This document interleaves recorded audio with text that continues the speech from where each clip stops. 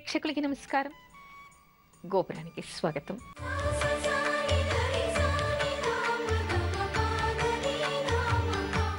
ఈరోజు గోపురంలో సాంప్రదాయాలు చెప్పుకునే ముందుగా అర్చనలో మన ఇష్టదైవాన్ని స్మరించుకుందాం.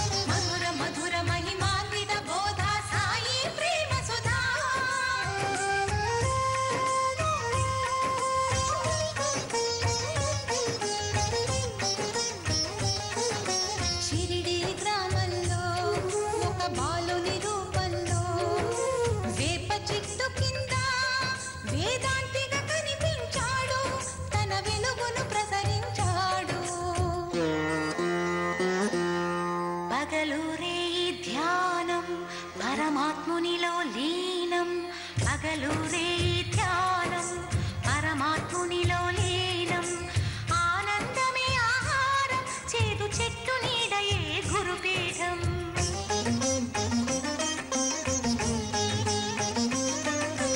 ఎండకు వానకు కొండకు ఈ చెట్టు కిందనే ఉండకు సాయి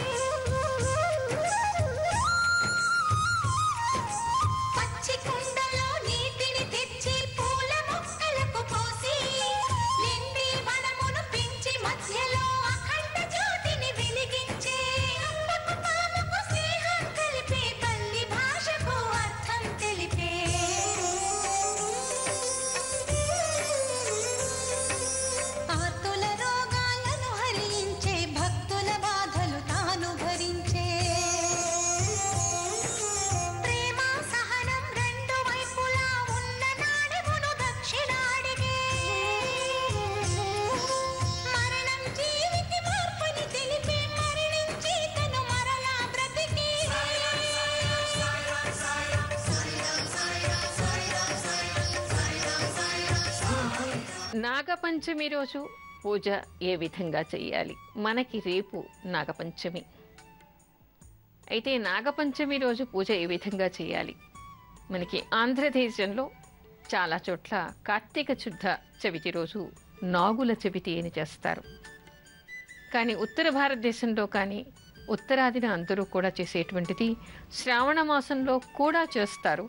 అయితే ఇది ఉత్తరాదిన చేస్తారా, ఆంధ్రదేశంలో చేస్తారా అనేటువంటి సమస్య కాదు. మనకి ఆధ్యాత్మిక గ్రంథాల్లో ముఖ్యంగా ధర్మసింధు, నిర్ణయ సింధు లాంటి ప్రామాణిక గ్రంథాల్లో కనిపించేటువంటి విషయం ఏమిటంటే శ్రావణ శుద్ధ పంచమి రోజు కూడా నాగదేవతలకి పూజ చేయాలి అనేటువంటి విశేషం మనకి కనిపిస్తోంది. అంటే నాగుల చవితి రోజు కార్తీక మాసంలో మనం ఏ విధంగా పూజ చేస్తామో అదేవిధంగా నాగపంచమి రోజు కూడా చేయాలిట. అయితే విశేషం ఏమిటంటే నాగుల చవితి రోజు నాగదోషాలు పోవాలని, సర్పదోషాలు పోవాలని, వైధవ్య దోషాలు పోవాలని, కడుపు చలవగా ఉండాలని, సంతానం చల్లగా ఉండాలని చెప్పేసి నాగుల చవితికి కార్తీక మాసంలో చేస్తారు. నాగుల పంచమికి చేసేటువంటి విశిష్టత ఏమిటంటే సోదరులందరూ క్షేమంగా ఉండాలి అని చేసేటువంటి వ్రతం ఇది. ఎంత అద్భుతంగా ఉంది అంటే మనకి బంధాలు ఎంత గట్టివి, ఒకరికి ఒకరు తోడుగా ఏ విధంగా ఉండాలి, ఒకరి గురించి ఒకరు ఎలా పూజ చెయ్యాలి, ఒకరి క్షేమం ఒకరు ఏ విధంగా కోరాలి అనేటువంటి విషయాలు మనకి అద్భుతంగా కనిపిస్తాయి. అంటే అక్క చెల్లెళ్ళందరూ వారి వారి అన్నతమ్ములందరూ క్షేమంగా ఉండాలని నాగదేవతలకి పూజ చేయాలిట. రేపు నాగుల పంచమి కాబట్టి ఎవరైనా సరే అన్నతమ్ములు ఉన్నటువంటి వాళ్ళందరూ, లేని వాళ్ళు కూడా మన భారతదేశంలో మనకి అందరూ కూడా సోదరులే. అందరి కోసం కూడా మనం ఈ పూజ చేయవచ్చు. మన చుట్టూ సోదర భావంతో ఉన్న వాళ్ళందరూ క్షేమంగా ఉండాలని, నిజంగా మనకి మన తల్లికి అన్నతమ్ములు, మనకి పుట్టుకతో అన్నతమ్ములు లేకపోయినప్పటికీ కూడా మనకి ప్రపంచంలో మన భారతీయ సంస్కృతిని అనుసరించి కట్టుకున్న భర్త తప్ప అందరూ కూడా మనకి సోదరులే. అన్ని వర్గాల వాళ్ళు, అన్ని మతాల వాళ్ళు అందరూ కూడా మనకి సోదరులే.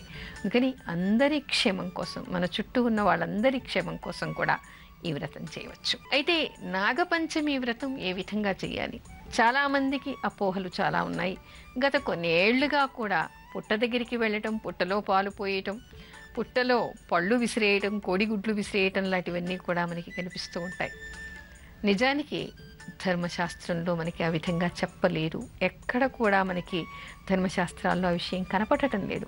పుట్టకి పూజ చేయాలి అనేటువంటి విషయం మనకి కనిపించదు. ఇది ఏ విధంగా పూజ చేయాలి? ఇక్కడ ఏం చెప్తారు? మట్టితో పామును తయారు చేయాలిట. మనం వినాయకుడిని ఏ విధంగా చేస్తాం? వినాయక చవితి రోజు మనం మట్టిని తెచ్చి చేస్తాం. బంకమట్టిని తెచ్చి చెరువు దగ్గరది కానీ, ఎక్కడైనా బంకమట్టి నదుల్లోది కానీ తెచ్చి దానితో వినాయకుడి విగ్రహాన్ని ఏ విధంగా చేస్తామో మట్టితో 8 పాములను చేయాలి. అంటే మనకి అష్టనాగులు అంటూ ఉంటారు. అందుకని అష్టనాగుల్ని చేసి ఒక్కొక్క పాముకి ఒక్కొక్క నాగదేవత పేరు చెప్తూ ఆవాహన చేయాలి. ఆవాహన చేసిన తర్వాత వాటికి పాలతో అభిషేకం చేయటం, ఆ తర్వాత అర్చన చేయటం, నాగస్తోత్రాలు చదువుకోవడం, పువ్వులతో అర్చన చేయడం, వడపప్పు, చలిమిడి, చిమ్మిడి ఇలాంటివి నైవేద్యం పెట్టడం. అయితే ఇక్కడ మనకి ఇంకో విశిష్టత కనిపిస్తుంది. నాగుల చవితి రోజు అయితే ఏం చేస్తారు? ఆ రోజు ఏవి వండినటువంటి పదార్థాలు తినకుండా కేవలం చిమ్మిడి, చలిమిడి, పళ్ళు మాత్రమే తిని ఉండి ఆ రోజు పుట్టలో పాలు పోసి పూజ చేస్తూ ఉంటారు. కానీ నాగపంచమి రోజు మనకి అలాంటి విశేషాలు కనిపించటం లేదు.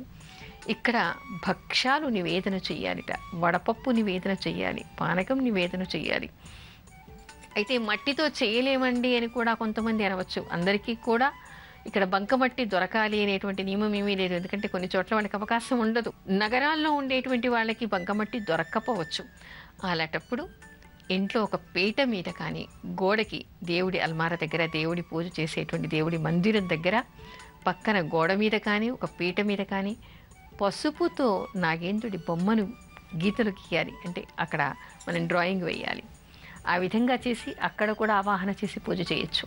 లేదా ఇంట్లో ఇప్పటికే మీకు వెండివి కానీ, బంగారుది కానీ, ఇత్తడిది కానీ నాగేంద్ర ప్రతిమలు ఇంట్లో ఉన్నాయనుకోండి, హాయిగా దానికే పూజ చేసేయచ్చు. అలా లేనటువంటి వాళ్ళు కూడా బంకమట్టితో చేయొచ్చు. లేదా బియ్యం పిండి, మినప్పిండి, రాహు దోషాలు ఉన్నటువంటి వాళ్ళైతే మినప్పిండితో ఇక్కడ నాగేంద్రుడిని తయారు చేసి పూజ చేయటం వల్ల రాహు దోషాలు కూడా పోతాయి. లేదా బియ్యం పిండి, గోధుమ పిండి కలిపి కూడా నాగేంద్రుడి బొమ్మల్ని తయారు చేసి వాటికి కూడా ప్రాణప్రతిష్ఠ చేసి ఆవాహన చేసి పూజ చేయవచ్చు. ఏమీ లేకపోతే హాయిగా పసుపుతో ఒక పీట మీద కానీ, పూజా మందిరం దగ్గర తొక్కని స్థలంలో భూమి మీదైనా సరే ముగ్గు వేసి చుట్టూ గీతలు గీసి మధ్యలో నాగేంద్రుడి బొమ్మలు పసుపుతో గీయవచ్చు. అయితే నాగేంద్రుడి నామాలు ఉన్నటువంటి పుస్తకాలు మనకి ఈ రోజుల్లో మార్కెట్లో చాలా దొరుకుతాయి. అలాంటివి తెచ్చి నాగేంద్రుడికి పూజ చేసి ఆ తర్వాత ఎవరికైనా భోజనం పెట్టడం, వస్త్రాలు ఇవ్వడం అలాంటివి చేయొచ్చు. ఏది వీలు కాలేదు, హాయిగా నాగేంద్రుడికి పూజ చేసి రకరకాల పిండి వంటలు చేసి భక్ష్యభోజ్యాలు కూడా ఈరోజు నివేదన చేయొచ్చుట. అలాంటివన్నీ నివేదన చేసి అందరికీ పెట్టి మీరు తినండి. కాకపోతే మనకి మామూలే ఏమిటి, నియమాలు పాటించడం. ఇలాంటి పండగలు వచ్చినప్పుడు, పూజలు వచ్చినప్పుడు బ్రహ్మచర్యం చేయటం, దానికంటే ముందు రోజు ఆ రోజు కూడా బ్రహ్మచర్యం చేయటం, ఆ తర్వాత అబద్ధాలు ఆడకుండా ఉండటం, మనకేమైనా బలహీనతలు ఉంటే వాటన్నిటికీ దూరంగా ఉండడం, మద్యమాంసాలు ఆ రోజు సేవించకుండా ఉండటం లాంటివి చేయాలి.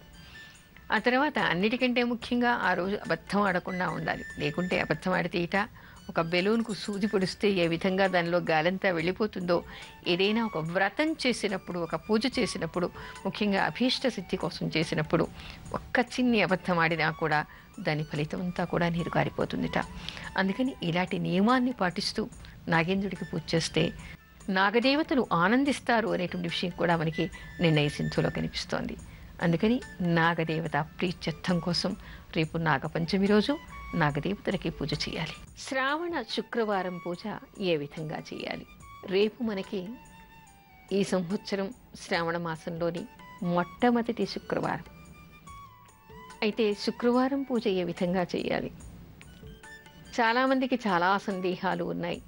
వరలక్ష్మి వ్రతం ఎవరైనా రెండో వారం చేయలేకపోతే ఈ మొదటి వారం చేసుకోవచ్చా అని, కొత్తగా ప్రారంభించేవాళ్ళు ప్రారంభించవచ్చా అని, వరలక్ష్మి వ్రతం ఆనవాయితీ లేనటువంటి వాళ్ళు ఏం చెయ్యాలి అని అనేక సందేహాలు ఉన్నాయి. వరలక్ష్మి వ్రతం ఇప్పటికే మీరు ప్రారంభించి ఉంటే రెండవ వారం చేయలేనటువంటి వాళ్ళు మొదటి వారం కూడా ఈ వ్రతాన్ని రేపు మీరందరూ కూడా హాయిగా చేసుకోవచ్చు. మూఢంతో మీకేం ప్రత్యవాయం ఏమీ లేదు, అడ్డంకేమీ లేదు. మూఢం ఉన్నా కూడా చేసుకోవచ్చు. ఎందుకంటే ఇది మొదటిసారి మీరు ప్రారంభించటం లేదు కాబట్టి. తరువాత ఒకవేళ ఈ 2 వారాలు కూడా వీలు కాలేదు అనుకోండి, 3వ వారం 4వ వారమైనా కూడా చేసుకోవచ్చు నిస్సందేహంగా. కానీ మొదటిసారి చేసేటువంటి వాళ్ళు వరలక్ష్మి వ్రతం రోజు మాత్రమే దీన్ని ప్రారంభించాలి కాబట్టి, దానికి తోడు ఈసారి మూఢం కూడా ఉంది కాబట్టి ఎవరు కూడా రేపు వరలక్ష్మి వ్రతాన్ని ప్రారంభం చేయకూడదు. అయితే వరలక్ష్మి వ్రతం ఆనవాయితీ లేనటువంటి వాళ్ళు వరలక్ష్మి వ్రతం రోజు భక్తి శ్రద్ధలుంటే ఆ రోజు ప్రారంభించవచ్చు. అయితే కొన్ని ప్రాంతాల్లో ఎలా ఉంటుందంటే శ్రావణ మాసంలో వచ్చేటువంటి 4 కానీ 5 కానీ శుక్రవారాలన్నీ కూడా శ్రావణ శుక్రవారం వ్రతం అని చెప్పి చేస్తారు. కలశం పెడతారు, కలశం మీద పసుపు గౌరీని పెడతారు, పసుపుతో అమ్మవారిని పెడతారు. మహాలక్ష్మి పటాన్ని కానీ విగ్రహాన్ని కానీ అక్కడ పెట్టి మహాలక్ష్మీదేవిని ఆవాహన చేసి అమ్మవారికి షోడశోపచార పూజ చేసి రకరకాల పిండి వంటలు చేసి రకరకాల పూలతో అమ్మవారిని అర్చించి చక్కగా అమ్మవారికి అలంకరణలు చేస్తూ ఉంటారు. ఆ విధంగా కూడా రేపు చేసుకోవచ్చు. అయితే ఈ వ్రతం కూడా 4 శుక్రవారాలు ప్రారంభించాలి అనుకునేటువంటి వాళ్ళు కూడా రేపు ప్రారంభం చేయకూడదు. ఎందుకంటే రేపు ఇంకా మనకి మూఢం ఉంది కాబట్టి ఎవరు కూడా రేపు ఇంకా ప్రారంభం చేయకూడదు. ఎవరైనా ఇప్పటికే చేసి ఉంటే, ఇప్పటికి ప్రారంభం చేసి ఉంటే వాళ్ళంతా కూడా చేసుకోవచ్చు. అయితే మహాలక్ష్మికి ఏ విధంగా చేయాలి, నియమాలు ఏమిటి అనేక ఉంటాయి. నియమాలు ఏమిటి అంటే పరిశుభ్రంగా ఉండాలి. ఎవరు శుక్రవారం వ్రతం చేయాలి అని అనుకుంటున్నారో వారందరూ కూడా సూర్యోదయానికంటే ముందే లేచి ఇంటి ముందర వాకిట్లో పరిశుభ్రం చేసి ముగ్గులు పెట్టుకొని ఇల్లు ఊడ్చుకొని ఇంట్లో శుభ్రంగా పెట్టుకొని చక్కగా అందరూ స్నానాలు చేసి తెల్లవారేసరికి అందరూ స్నానాలు చేసి అమ్మవారికి దీపారాధన చేయాలి. ఆ రోజు మహాలక్ష్మి పూజ చేసేప్పుడు ఇంట్లో ఎవరు ఒకరిని ఒకరు తిట్టుకోకూడదు. భార్యాభర్తలు అత్తాకోడళ్ళు దెబ్బలాడుకోకూడదు. ఆనందంతో ఉండాలి, పరిశుభ్రంగా ఉండాలి, పవిత్రంగా ఉండాలి, ఉత్సాహంగా ఉండాలి. ఎక్కడ పరిశుభ్రత ఉంటుందో, ఎక్కడ పవిత్రత ఉంటుందో, ఎక్కడ ఆనందం ఉంటుందో, ఎక్కడ ఉత్సాహం ఉంటుందో అక్కడ మహాలక్ష్మి నిలయమై ఉంటుందిట. మరి మహాలక్ష్మి రావాలని కదా మనం పూజ చేస్తాం. అందుకని ఇవన్నీ కూడా పాటించాలి. తెల్లవారేసరికి అందరూ స్నానాలు చేసేసి చక్కగా అమ్మవారిని అలంకరించి ఇక్కడ కూడా పసుపుతో కలశం పెట్టి పసుపుతో చేసుకోవచ్చు. పసుపుతో గౌరీని చేసి మహాలక్ష్మిని చేసి అవాహన చేసి చేయొచ్చు. లేదు ఎవరైనా కలశం పెట్టి కలశం మీద మహాలక్ష్మి విగ్రహం ఉంటే పెట్టచ్చు. ఆ తర్వాత టెంకాయ ఉన్నా పెట్టచ్చు. 4 శుక్రవారాలు వ్రతం చేసేవాళ్ళు మాత్రం దీనికి 4 శుక్రవారాలు అయిపోయే వరకు ఉద్వాసన చేయకూడదు. 4 శుక్రవారాలు ప్రత్యేక పూజలు చేస్తూనే రోజు కూడా దీపారాధన 2 పూటలా చేయాలి. అయితే మాకు అలాంటి అనవైతీ లేదు, మాకు వీలు కాదు, చిన్న ఇళ్లల్లో ఉంటున్నాము, ఇబ్బందులు ఉన్నాయి అనుకునేవాళ్ళు కూడా మనకు అనేక మంది కనిపిస్తారు. అయితే భగవంతుడి పూజ అందరికీ కావాలి, భగవంతుడి మహాలక్ష్మి అనుగ్రహం అందరికీ కావాలి. అలా కలశం పెట్టి విగ్రహాలు లేనటువంటి వాళ్ళు, కలశం పెట్టి చేయడానికి వీలు కానటువంటి వాళ్ళు కూడా మహాలక్ష్మి పటాన్ని పెట్టుకుని పూజ చేయండి. ఇంట్లో అందరికీ పూజ చేసే వాళ్ళందరికీ కూడా మహాలక్ష్మి పటం అయితే తప్పకుండా ఉంటుంది. ఆ పటాన్ని శుభ్రంగా తుడిచి గంధం కుంకుమ పెట్టి పూలమాలలతో అలంకారం చేసి చక్కని పువ్వులు, రకరకాల సువాసన కలిగినటువంటి పువ్వులు తెచ్చుకొని ముఖ్యంగా కమలాలు, బిల్వపత్రి, తులసి దళాలు, మరవం, దవనం ఇలాంటి సువాసన కలిగినటువంటి పత్రి, అదేవిధంగా జాజులు, మల్లెలు, చామంతులు, గులాబీలు, కమలాలు ఇలాంటి పువ్వులన్నీ తెచ్చుకొని అమ్మవారికి హాయిగా అర్చన చేయండి. వీలుంటే కుంకుమార్చన చేయండి. అయితే ఒకటి గుర్తుపెట్టుకోవాలి, కుంకుమార్చన చేసేటువంటి వాళ్ళు పటం దగ్గర పాదాల మీద కుంకుమను వేయకండి. అలా చేస్తే ఆ పటం పాడైపోతుంది. ఏ మహాలక్ష్మి పటానికి మీరు పూజ చేస్తున్నారో దాన్ని భద్రంగా జీవితాంతం కాపాడుకోవాలి. కుంకుమ వేయటం వలన అక్కడంతా కూడా నల్లగా తయారై ఆ పటం పాడైపోయేటువంటి అవకాశం ఉంటుంది.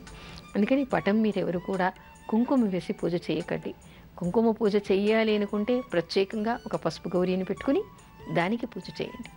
పూజ అంతా అయిపోయిన తర్వాత ఉద్వాసన చేసి ఆ కుంకుమ వాడుకోవచ్చు. ఆ విధంగా చేయొచ్చు.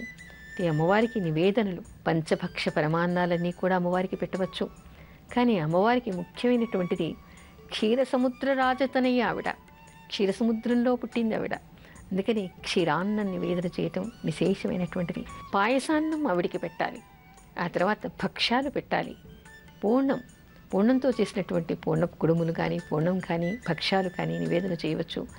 ఇకపోతే మనం అనుకున్నటువంటి మనకి ఇష్టమైనవి, చేతనైనవి పంచభక్ష పరమాన్నాలు అమ్మవారికి నివేదన చేయవచ్చు. ఎవరినైనా పిలిచి భోజనం పెట్టవచ్చు. వస్త్రాలు సమర్పించవచ్చు శక్తి ఉంటే.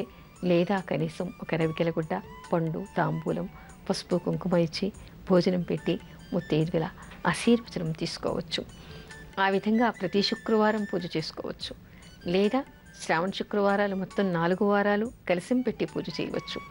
ఇవేవీ వీలు కానటువంటి వాళ్ళు హాయిగా పూలతో మహాలక్ష్మి పటానికైనా చేయవచ్చు. స్తోత్రాలు కూడా వరలక్ష్మి వ్రతంలాగా ఇక్కడ కథ లేకపోయినా చక్కగా కనకధార స్తోత్రం చదువుకోవచ్చు, లక్ష్మీ అష్టోత్తరం చదువుకోవచ్చు, లక్ష్మీ హృదయం చదువుకోవచ్చు, శ్రీ సూక్తం చదువుకోవచ్చు, లక్ష్మీ సూక్తం చదువుకోవచ్చు. చాలామంది అనుకోవచ్చు శ్రీ సూక్తం, లక్ష్మీ సూక్తం ఒకటి కాదా అని. ఒకటి కాదు, 2గా ఉన్నాయి. లక్ష్మీ సూక్తం వేరును, శ్రీ సూక్తం వేరు. అందుకని ఆ 2 సూక్తాల్లో ఏది మీకు అందుబాటులో ఉంటే అది చదువుకోవచ్చు, లేదా 2 కూడా చదువుకోవచ్చు. లక్ష్మీ కవచం చదువుకోవడం విశేషమైనటువంటిది. ఇవేవీ చేత కాలేదండి, ఇవేవీ అందుబాటులో లేవు, మీకు తెలుగు రాదు, సమయం కూడా లేదు అనుకుంటే అన్నిటికంటే ముఖ్యంగా భక్తి శ్రద్ధలు ముఖ్యమైనటువంటిది, మనస్సు ముఖ్యమైనటువంటిది. పవిత్రంగా, శుచిగా, ఉత్సాహంగా, ఆనందంగా పొద్దున్నే లేచి స్నానం చేసి అమ్మవారికి మీకు చేతనైనది కనీసం ఒక్క పువ్వునైనా అమ్మవారి పాదాల మీద పెట్టి, మీరు తినేటువంటి పదార్థాలైనా స్నానం చేసి శుచిగా వండుకొని అమ్మవారికి నివేదన చేయండి. దీపారాధన 2 పూటలా చేయండి. అలా చేసినా కూడా అమ్మవారి అనుగ్రహానికి మీరు పాత్రులవుతారు. మహాలక్ష్మి అనుగ్రహం ఉంటే మనకి అసంభవమైనది ఏదీ ఉండదు. అష్టలక్ష్ములు మనకి అనుకూలంగా ఉంటారు. అందుకని ప్రతి ఒక్కరికి కూడా మహాలక్ష్మి అనుగ్రహం కావాలి. కాబట్టి ప్రతి ఒక్కరూ రేపు తెల్లవారేసరికి స్నానాలు చేసి శుచిగా ఉండి అమ్మవారిని పూజించండి.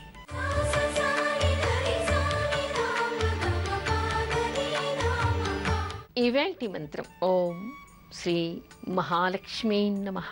ఈ నామాన్ని జపించుకోవచ్చు.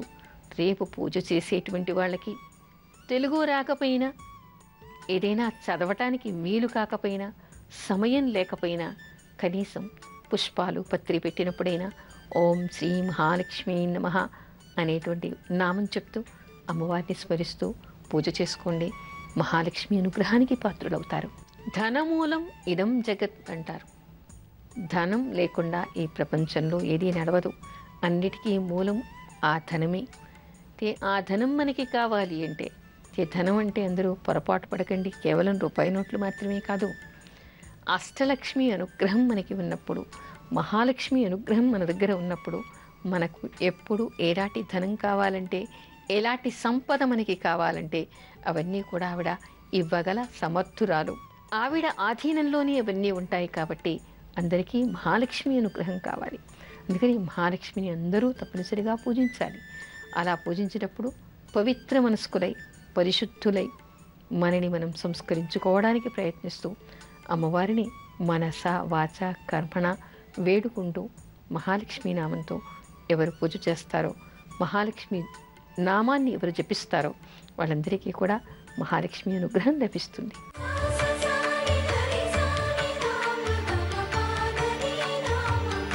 ఇప్పుడు అర్చనలో కొన్ని భక్తి గీతాలు.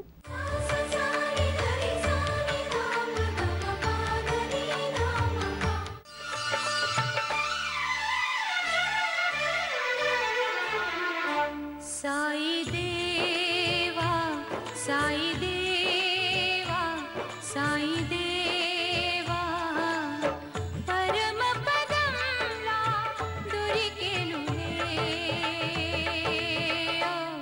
ప్రభుని చరణ సేవా ప్రభుని చరణ సేవా సాయి దేవా సాయి దేవా సాయి దేవా పరమ పదంలా దొరికెనులే ప్రభుని చరణ సేవా ప్రభుని చరణ సేవా సాయి దేవా సాయి దేవా సాయి దేవా